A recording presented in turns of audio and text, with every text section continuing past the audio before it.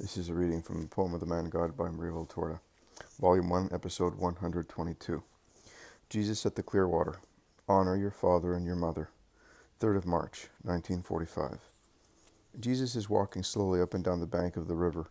It is very early in the morning, because the fog of a dreary winter day is still lying amongst the reeds along the river banks.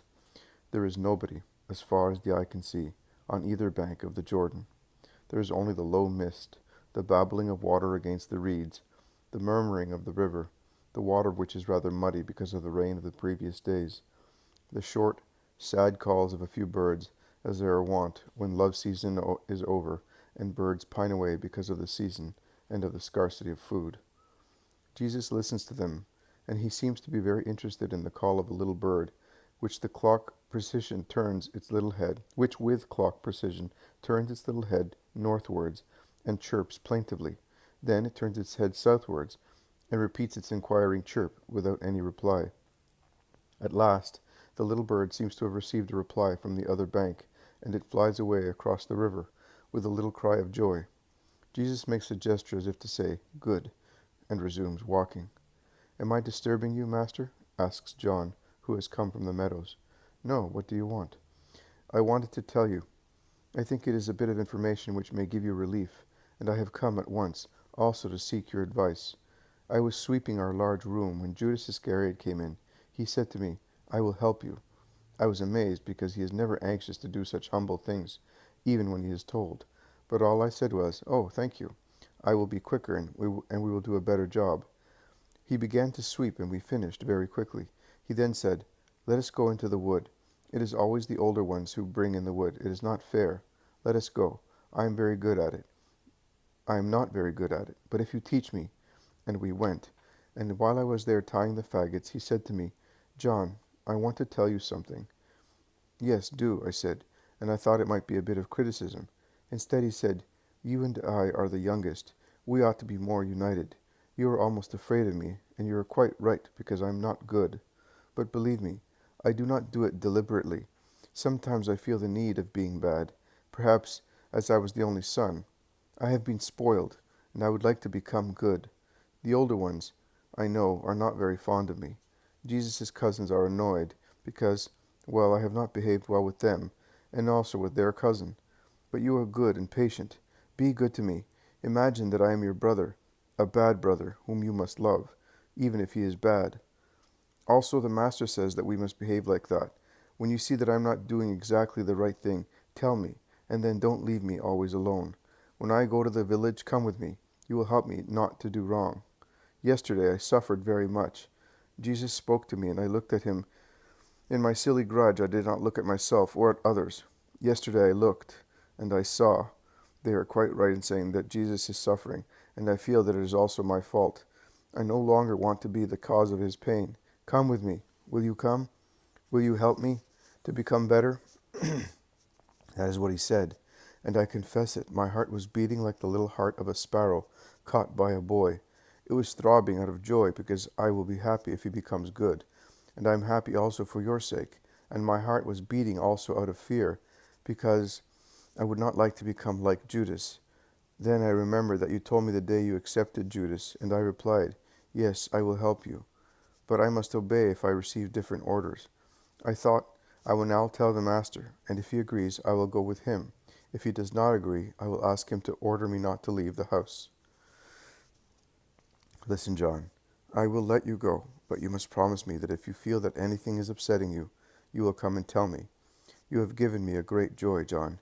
Here is Peter with his fish. Go, John." Jesus addresses Peter. "A good catch?" Not really. Very small fish, but everything helps. James is grumbling because an animal gnawed at the rope, and he lost his net. I said to him, "Was it not entitled to eat too? You should feel pity for the poor animal." But James does not see it that way, says Peter, laughing. "Exactly what I say to one who is a brother of yours, and what you are not capable of doing." "Are you talking of Judas?" "Yes, I am, and he suffers for it. His intentions are good, but his tendencies are perverse.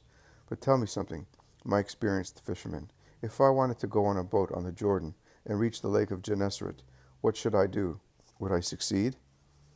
"Eh, It would be hard work, but you would succeed with small flat boats. A laborious task, you know, and a long one. It would be necessary to measure the depth continuously, to watch the bank, the shoals, the little floating woods, the current. A sailor is no use in such cases, on the contrary. But do you want to go back to the lake, following the river? Don't forget that it is hard work to go against the stream. You may need people. Otherwise, you are quite right. When a man is vicious, he must go against the stream to go back to the straight and narrow path, and he cannot succeed by himself. Judas is exactly one of them, and you are not helping him. The poor fellow is going all along by himself. He knocks against the bottom, he runs into shoals, he gets entangled in the little floating woods, and is caught in the maelstroms. On the other hand, if he is measuring the depth, he cannot hold the rudder at the same time, or use the oars. Why then should he be reproached if he does not proceed? You feel sorry for strangers, but not for him, although he is your companion. That is not fair. See over there, he and John are going to the village to get bread and vegetables. He asked as a favor not to go alone, and he asked John because he is not a fool, and he knows that you older ones and he knows what you older ones think of him. And you have sent him? Supposing also John should get spoiled. Who, my brother? Why should he get spoiled? Ask James, who has just arrived with his net, which he has recovered in a bed of reeds. Because Judas is going with him. Since when? As from today, and I have allowed him to go. Well, if you allow him, and I advise you all to do the same, he is left by himself too much. Do not be only judges for him. He is not any worse than many, but he has been more spoiled since his childhood. Yes, it must be so. If his father had been Zebedee and his mother Salome, he would not be like that. My parents are good, but they do not forget that they have rights and duties over their children. What you said is true. I will speak of that today. Let us go now. I see that the crowds are already moving across the meadows. I don't know what we'll have to do to live. There is no longer time to eat, to pray, to rest. And the crowd is getting larger and larger, says Peter, half amazed and half annoyed. Do you mind? It is a sign that there are still people seeking God. Yes, Master, but you suffer because of it. Yesterday you were also left without any food, and last night you had only your mantle to cover yourself. If your mother knew, she would bless God who brings so many believers to me, and she would reproach me, whom she begged to look after you, concludes Peter. Philip and Bartholomew are coming down towards them, gesticulating. They see Jesus. They quicken their pace and say, "O Master, what shall we do? There is a real pilgrimage. Invalids, people weeping, and poor people without any means, who have come from far away. We shall buy some bread. The rich people give alms. All we have to do is make use of them. The days are short. The shed is crowded with people camping there. The nights are damp and cold. You are right, Philip. We shall squeeze into one of the big rooms. It can be done, and we will arrange the other 2 rooms for those who cannot reach their homes before night." I see. Before long we'll have to ask our guests permission to change our clothes.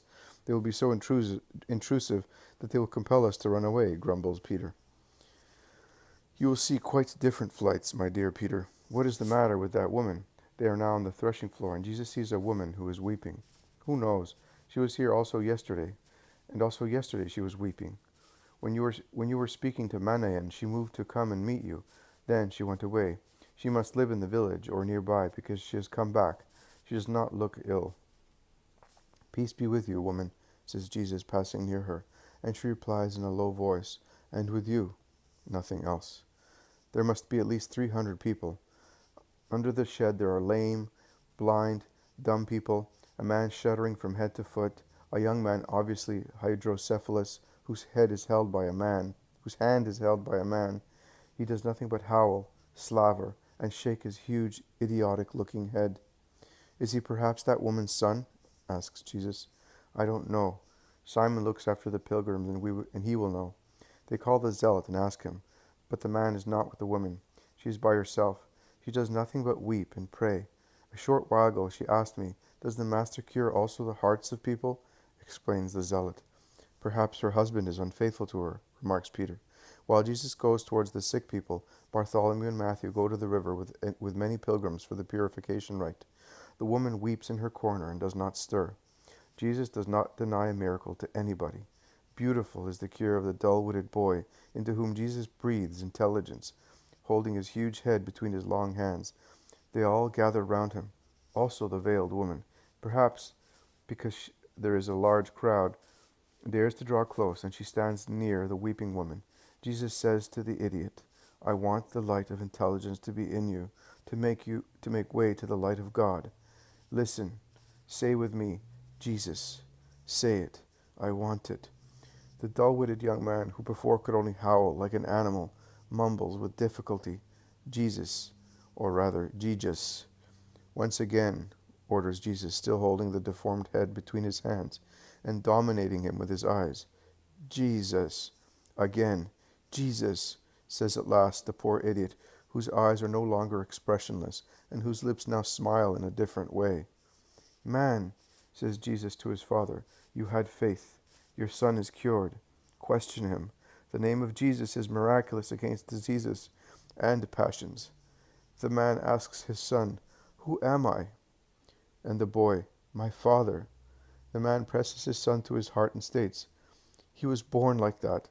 My wife died in childbirth, and he had an obstruction in his brain and in his speech. Now you see. Yes, I had faith. I come from Joppa. What must I do for you, master? Be good. And your son, too. Nothing else. And love you. Oh, let us go and tell your grandmother. She convinced me to come. May she be blessed. The two go away happy. The only sign of the past misfortune is the huge head of the boy. His expression and speech are normal. But was he cured by your will or by the power of your name? Ask many. By the will of the Father, who is always benign to his Son, but also my name is salvation. You know, Jesus means Savior. There is a salvation of the soul and a salvation of the body. Who pronounces the name of Jesus with true faith is freed from disease and sin, because in every spiritual or physical disease there is the claw of Satan, who creates physical diseases to drive people to rebellion and desperation through the pains of the flesh, and he creates moral or spiritual diseases to lead souls to damnation. So according to you, Beelzebub is not alien to all the afflictions of mankind. No, he is not. Through him disease and death entered the world, and crime and corruption also entered the world through him. When you see anyone tortured by misfortune, you can be sure that he suffers on account of Satan. When you see one who is the cause of misfortune, you may conclude that he is an instrument of Satan. But illness comes from God. Illness is a disorder in the order, because God created man wholesome and perfect. The disorder caused by Satan in the order given by God has brought with it the illness of the flesh and its consequences, that is, death, or sorrowful heredity. Man inherited from Adam and Eve the original sin, but not only that, and the strain has expanded wider and wider. The stain, has expanded wider and wider, embracing the three branches of man, the flesh, and more vicious and consequently weak and diseased. The morals, prouder and prouder, and thus corrupted. The spirit, more and more skeptical, and thus more and more idolatrous. That is why it is necessary, as I did with the poor half-wit, to teach the name that puts Satan to flight, engraving it on minds and hearts, placing it on one's ego as a seal of ownership. But do you possess us? Who are you that you think so much of yourself? I wish it were so, but it is not. If I possessed you, you would be already saved, and it would be my right, because I am the Savior, and I should have people who have been saved. But I will save those who have faith in me. John, I come from John. He said to me, Go to him who is preaching and baptizing near Ephraim and Jericho.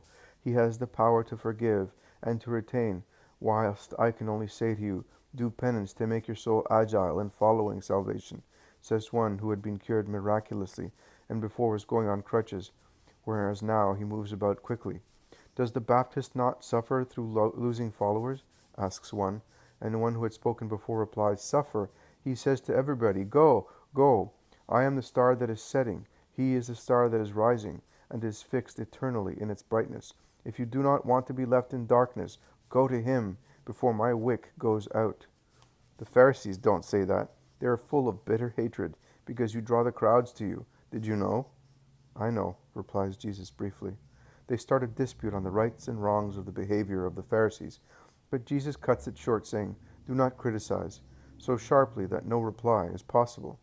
Bartholomew and Matthew come with those who have been baptized. Jesus starts speaking. Peace be to you all. Since you come here in the morning, and it is more comfortable for you to leave halfway through the day, I have decided to speak to you of God in the morning. I have also thought of giving hospitality to the pilgrims who cannot go back to their homes before night.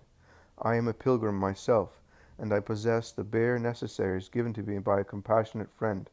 John has even less than I have, but wholesome people, or not seriously ill, go to John, such as cripples, blind, or dumb people, but not dying people, or affected by high temperatures, as they come to me. They go to him for a baptism of penance. You come to me also to be cured in your bodies. The law says, "Love your neighbor as you love yourself."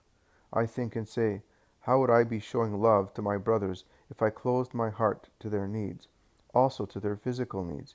And I conclude, I will give them what I was given. Holding out my hand to rich people, I will ask for bread for the poor. Depriving myself of my bed, I will receive in it who is tired and suffering. We are all brothers, and you do not give proof of your love by means of words, but by deeds. Who closes his heart to his fellow man has a heart like Cain. Who has no love is a rebel against the command of God. We are all brothers, and yet I see, and you also see, that there is hatred and disagreement within a family, where the same blood and flesh corroborate the brotherhood which comes to us from Adam. Brothers are against brothers, children against their parents, and parents are hostile to each other. But in order not to be always wicked brothers, and in future adulterous husband and wife, it is necessary to learn from an elderly age to respect the family, which is the smallest and the greatest organization in the world. The smallest as compared to the organization of a town, of a region, of a country, of a continent, but the greatest because it is the oldest, because it was established by God, when the concept of fatherland, of country did not yet exist, but the family nucleus was already alive and active, a source to race and races, a small kingdom in which man is king, woman queen, and the children subjects. Can a kingdom last if it is divided and there is enmity among its inhabitants? It cannot.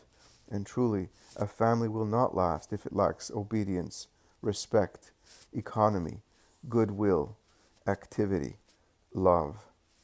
Honor your father and mother, says the Decalogue. How are they to be honored? Why are they to be honored? They are honored by true obedience, by correct love, by loving respect, by a reverential fear that does not bar confidence, but at the same time does not make us treat our elders as if we were servants and underlings. They are to be honored because after God, a father and mother are the donors of life and of all the material necessities of life.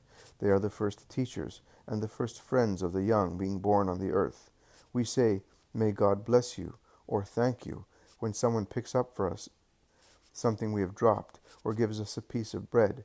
Shall we not say with love, "May God bless you," or "Thank you," to those who break their backs, working in order to feed us, weaving our clothes, and keeping them clean, who rise from their beds to watch our sleep, who deprive themselves of their rest to cure us, and make a bed for us of their laps when we are most tired and sorrowful?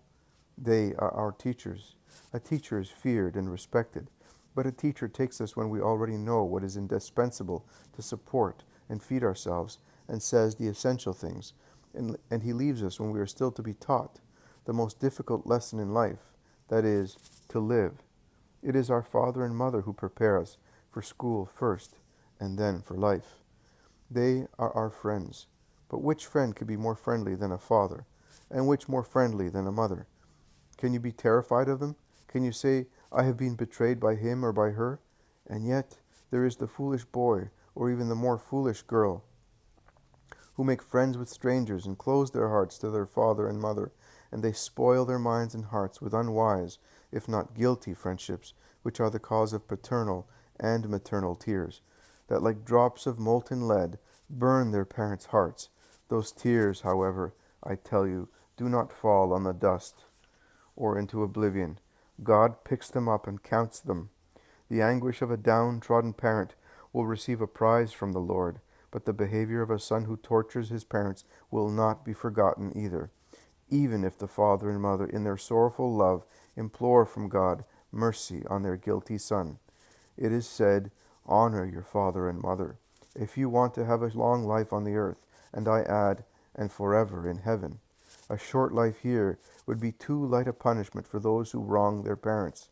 Life to come is not an idle story, and in life to come there will be a prize or a punishment, according to how we lived. Who wrongs a parent offends God, because he orders us to love our parents, and those who do not love them commit a sin. Thus, rather than this material life, he loses the true life of which I spoke to you, and goes to his death. Nay, he is already dead, because his soul is deprived of the grace of God. He is already a criminal, because he offends the most holy love after the love for God. He has in himself the germ of future adulteries, because from a bad son he will become an unfaithful husband. He already possesses the incentive of social deprivation, because from a bad son originates the future thief, the fierce, violent killer, the cold-blooded usurer, the cynical hedonist, the disgusting betrayer of his fatherland, of his friends, of his children, of his wife, of everybody. Can you hold in high esteem and trust a man who has been capable of betraying the love of a mother and mocking at the gray hair of a father? But listen a little further. To the duty of children corresponds a similar duty of parents. Cursed be the guilty son, but cursed be also the guilty parent. Do not cause your children to criticize you and imitate you in doing wrong. Get them to love you on account of the love you give them, with justice and mercy. God is mercy. Let parents who are second only to God be mercy. Be an example and consolation to your children. Be their peace and guide. Be the first love of your children. A mother is always the first image of the bride we would like to have. A father is for his young daughters the image of the husband they dream of. Behave in such a way that your sons and daughters may wisely choose their wives and husbands, thinking of their father and mother, and seeking in their partners the sincere virtues of their parents. If I were to speak until I treated the whole subject fully, a whole day and night would not suffice. So for your sake I will curtail my speech. May the Eternal Spirit tell you the rest. I spread the seed and move on. But in good people the seed will take root and bear fruit. Go, peace be with you. Those who have to leave go away quickly.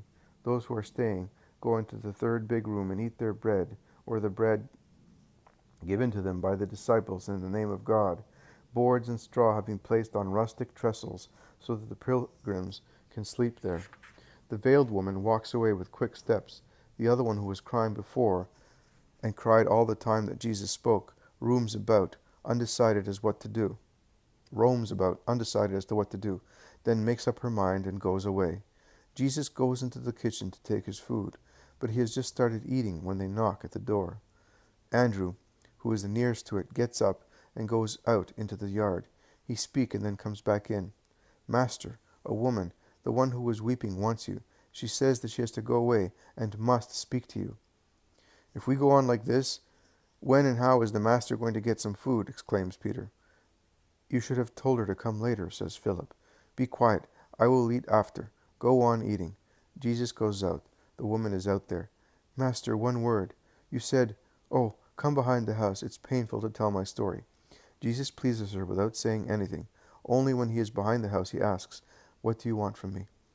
Master, I heard before when you were speaking amongst us, and then I heard when you were preaching. You seemed to have spoken just for me. You said that in every physical or moral disease there is Satan. I have a son whose heart is ill. I wish he heard you when you were speaking of parents. He is my torture. Bad companions have led him astray, and he is exactly as you said, a thief. At home for the time being, but he is quarrelsome, overbearing. Young as he is ruining himself through lust and orgies. My husband wants to throw him out. I am his mother, and I am dying, broken-hearted. See how my breast is panting. It's my heart that is broken because of the pain. I have been wishing to speak to you as from yesterday, because I hope in you, my God, but I did not dare to speak. It is so painful for a mother having to say, I have a cruel son. The woman is weeping, bent and grieved, in front of Jesus. Do not weep any more. He will be cured of his illness. Yes, he would, if he could hear you, but he does not want to hear you. Oh, he will never be cured. Have you faith in me for him? Do you want in his place? Why ask me? I have come from High Perea to beg you on his behalf. Then go. When you reach your home, your son will come to meet you, and will be repentant. But how? How? Do you think that God cannot do what I ask for? Your son is there. I am here. But God is everywhere. I say to God, Father, have mercy on this mother, and the call of God will resound like thunder in your son's heart. Go, woman. One day I will pass through the villages of your country, and you, a proud mother of your son, will come with him to meet me. And when he will cry on your knees asking you to forgive him, and will tell you of the mysterious struggle from which he emerged with a new soul, and will ask you how it happened, say to him, it is through Jesus that you have returned to an honest life. Speak to him of me. If you came to me, it means that you know. Let him know and make him think of me, that he may have the strength of salvation. Goodbye. Peace to the mother who had faith, to the returning son, to the happy father, to the united family. Go. The woman goes towards the village, and it all ends.